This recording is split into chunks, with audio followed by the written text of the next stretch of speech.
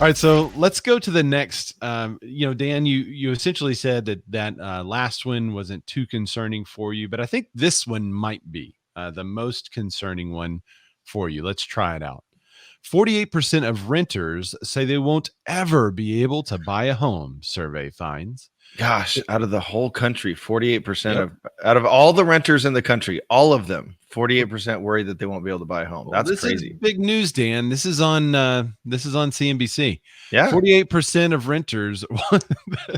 That was so dry and not genuine that it made me laugh. Well, because you know where we're going. Yeah. 48% of renters worry they won't be able to find a home during their lifetime, according to a new Lending Tree survey. During their lifetime. Ever. Yeah, ever. That concern is largest among renters in Generation X, 41 to 55 years old, and millennials, 25 to 40 years old. To that point, 55% of Gen X renters and 52% of millennial renters are worried about their prospects of home ownership, according to the survey, which was published August 31st. People are in the midst of their careers, especially Gen Xers, in their peak earning years, and they're thinking, quote, if I haven't bought a house at this point, it's probably not going to happen, said Jacob Channel, a senior economic analyst at Lending Tree.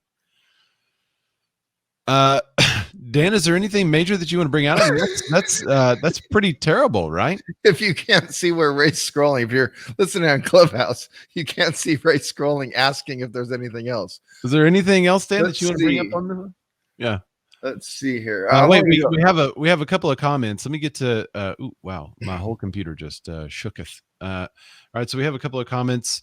The State Line group. Oh, that's just Pete. It's Pete Porp. Pete Porp is his name. He said they also think they need 20% down payments and deserve a 2,500 square foot loft downtown with full amenities. Right. Okay. Well, that's one take. It's a hot take. Hot take, Pete. Anything else you want to talk about in this article? Because that's pretty downtrodden, I would say, Dan. Well, and it's all of the renters. I do want to add two things real quick, because there's the last stat I want to hit. But Americans held $34 trillion in real estate assets in the first quarter of 2021, or about 23% of total household assets.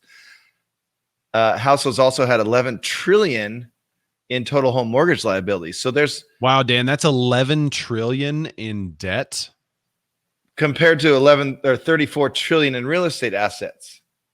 So but that's 11 trillion is a big number, Dan.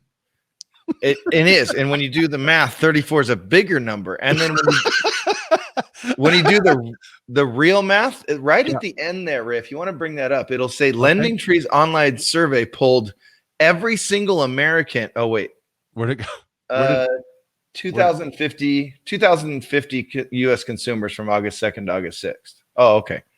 So this is all based on 2,000 people. He's zooming in. This is all based on 2,000 people. Oh, so this whole, okay. So maybe it was, and I have to say they were consumers, but were they their customers? Like, how'd they do it? Did they just call people? Okay, we're covering it because they covered it. I just did a quick search. Are you ready? Yep. So there's 320-ish million people in the United States, right? Yep. I was curious. I don't want to know adult renters. I want to know all renters. So I just searched. I did a quick search on the interwebs here. I know I'm a boomer, but I did it fast. And I did how many renters in US? 44.1 million renter households. Yet this survey only pulled 2,000 people. Well, it's a sample size. It's a very okay. So if you walked up to Auntie Anne's pretzels, are we go pretzels now? Is that what we're doing? Oh, sorry, Uncle Dan's. What am I? Dan the Bagel Man's bagels. Dan the Bagel Man. Yeah. I would give you one sesame seed. That's how small this sample size is. That's so good. So I don't know. So you're saying that article is not worrying you either then? It's not worrying me either. All right. And in the article, they say they're making, because what I do worry about is minimum wage and wage increases, and they do mention that it's not keeping up with housing prices. So I do understand that part, but it also mentions, hey, these millennials are making more than ever. So then it kind of goes back to what Pete was saying. They want a 2,500 square foot in the middle of downtown that's going to cost you commercial space, $2.3 million And it's No, their but first home. as their first home. No, but you can buy a condo just 20 miles outside of downtown and you'll be fine for like $300,000.